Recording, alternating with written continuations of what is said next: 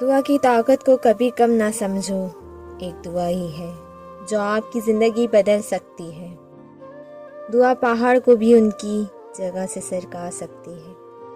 ایک بابا جی کہا کرتے تھے کہ آدم نے کائنات کی سب سے پہلی معافی حضور صلی اللہ علیہ وسلم کے وسیلے سے مانگی، کیونکہ وہ جانتے تھے کہ اللہ وہ دعا رد نہیں کرتا جس میں حضور صلی اللہ علیہ وسلم کا وسیلہ شامل ہو۔ یہ دعا ضرور کیا کریں، یا اللہ ہمیں ایسی زندگی دے جس پر ہم بھی راضی رہیں اور تو بھی راضی رہے۔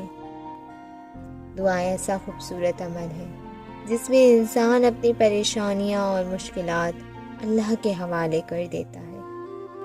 حضور صلی اللہ علیہ وسلم نے ارشاد فرمایا، بہت جلد قبول ہونے والی دعا یہ ہے کہ انسان کسی غیر موجود کے لیے غائبانہ دعا کرے۔ جب بھی کسی کے لیے دعا کریں تو دونوں جہانوں کے لیے کریں۔ ہو سکتا ہے کہ اس لیے آپ کی ہی دعا قبول ہو جائے۔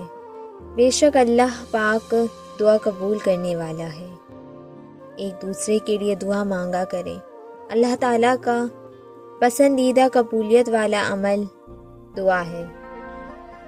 بعض اوقات دعائیں رب کے فیصلے نہیں بدلتی مگر آپ کا دل بدل دیتی ہیں اور رب کے فیصلے کے مطابق کر دیتی ہیں۔ ہر چیز قسمت سے نہیں ملتی، کچھ چیزیں دعاؤں سے بھی ملتی ہیں۔ اگر اللہ پاک تمہاری دعا پوری کر رہا ہے تو وہ تمہارا یقین بڑھا رہا ہے۔ اگر دعائیں پوری کرنے میں دیر کر رہا ہے تو وہ تمہارا صبر بڑھا رہا ہے۔